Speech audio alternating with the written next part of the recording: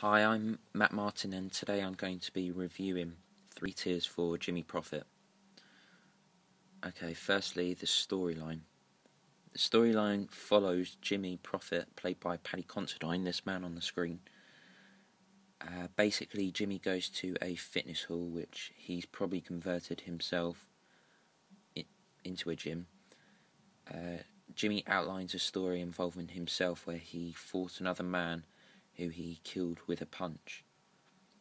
As the story unfolds, the audience grip Jimmy Prophet's heartache because Jimmy has lost everything meaningful to him, his family, friends and business included. But the audience also feel emotions for Jimmy because of Shane Meadows' use of non-diegetic music, acoustic songs by Clay Hill, and it's actually filmed in black and white to reflect Jimmy's pain. And Meadows has also incorporated a documentary style to the film. Okay, the actor. Jimmy Prophet, who is the only character in the film, is played by Paddy Considine. Considine has a naturally gritty, working class appeal.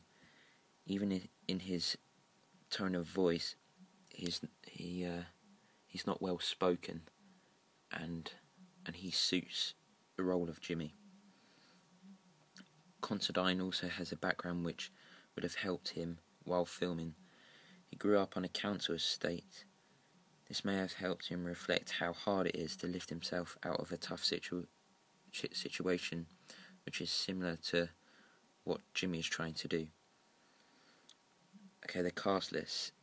This was a low-budget production because Shane Meadows, the director, made it before he was perceived as a big director in England. So as a result, Jimmy Prophet is the only character. So now I'm going to be talking about the political intent. Shane Meadows, this man. Shane Meadows tries to bond with people through cinema and film, and does so, I think, in 3 Tears for Jimmy Prophet. A large proportion of the English nation is working class, and in 2000, when this film was made, the proportion was even bigger. So immediately 3 Tears for Jimmy Prophet has the opportunity to connect with a mass audience because it focuses on the working class. In urban cities particularly, there are many crimes like the one that Jimmy committed, but the rest of the nation only hears about these through the media, where the information can be biased. The benefit with Shane Meadows in social realism is that we can hear from the view of the attackers and violators, unlike in 3 Tears for Jimmy Prophet.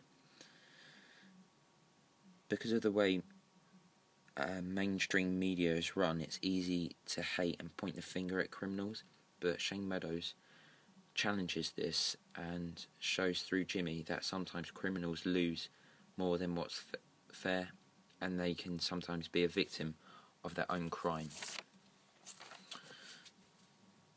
I'd like to show you the film itself now, or at least parts of it. Okay, so the opening part of the film is a strand of still images. This is the first one. That's Jimmy Prophet. So the audience can immediately see Jimmy is from a deprived area. We can see this from the shed or lock-up behind Jimmy. The paint is peeling and it's easy to see nobody really cares about this area.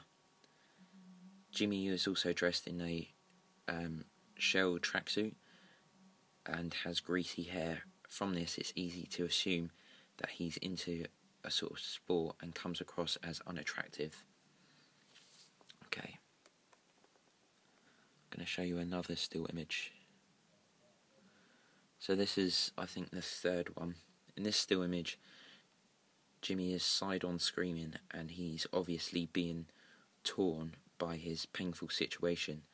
The background also has a major importance metaphorically, I think. It reflects Jimmy and his current situation. The fence is run down and broken, and so's Jimmy.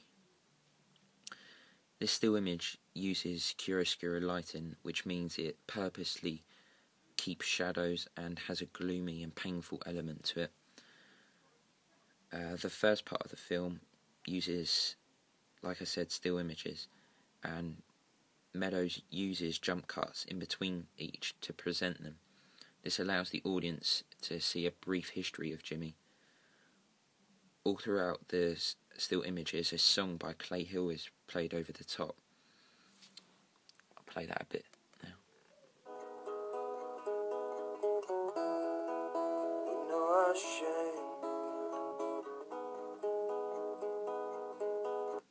Okay, so the tone, the lyrics, and the voice of the singer all simulate Jimmy's raw emotional pain.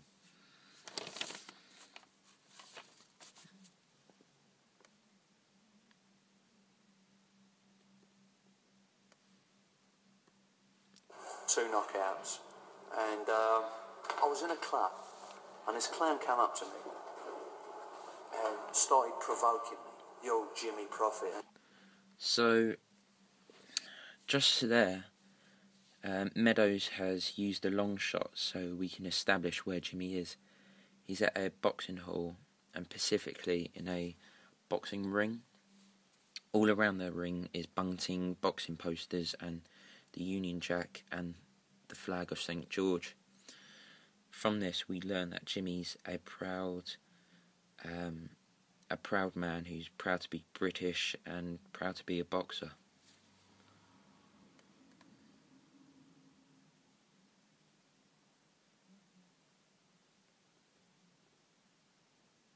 I went in again, and I don't know what came over me. I looked at him, and I put one right on his fucking chin, and he went out. I really like the audio in that frame. Jimmy has a voiceover which is playing on top of the fuzzy slow motion sound. It's pretty similar to audio in war films, where the character tries to recall a war memory or is hurt in battle.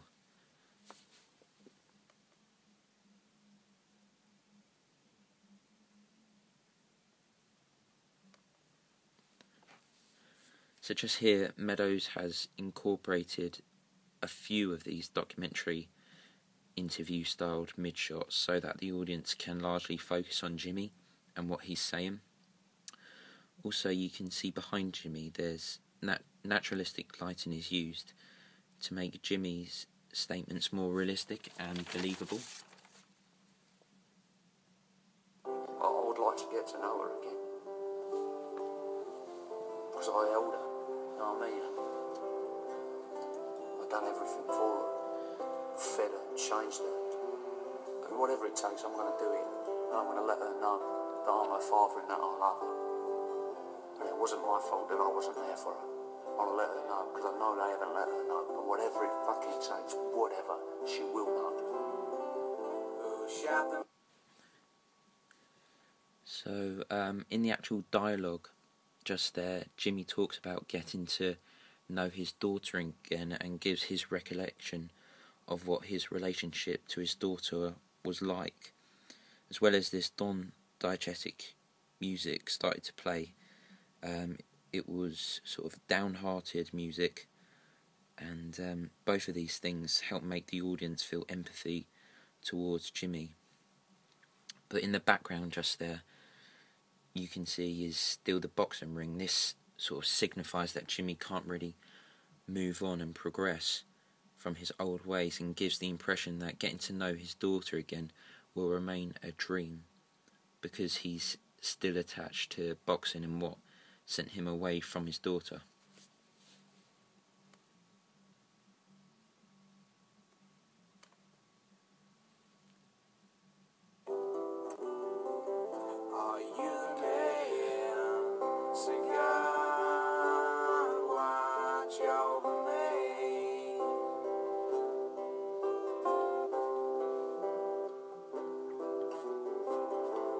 Follow Jesus, but no one believes.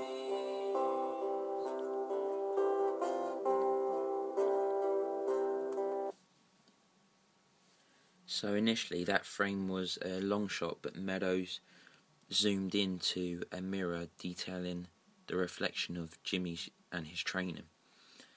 Meadows again uses non-diegetic music by Clay Hill. The music uses minor keys which make the scene more downbeat and mellow.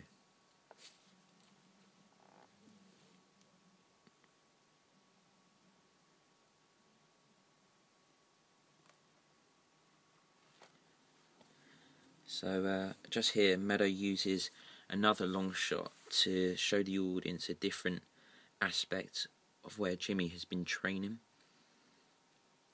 Earlier in the film, Jimmy talks about once having a business, which may have been the boxing area where Jimmy's been training. Along with this, we can see a massive metal doors. This depicts that everybody that Jimmy once knew has moved on, but Jimmy can't, and he's excluded himself from the outside world. And you may have noticed that the film itself was filmed in black and white. There's 3 reasons why Meadows, I think, has chosen to do this. The obvious reason is that it highlights Jimmy isn't living his life to his full potential, and it's stuck in suffering and pain. The second reason is it allows the film to be viewed without any time identity. This film was made in 2000, but before I knew this, I thought it was an older film. So the black and white disguises when the film was made, so some people can relate to the film whenever they watch it, even 20 years from now. And the third reason outlines a political point which crimes and accidents reported and distributed through the media only show one report and doesn't show the story in its full colours.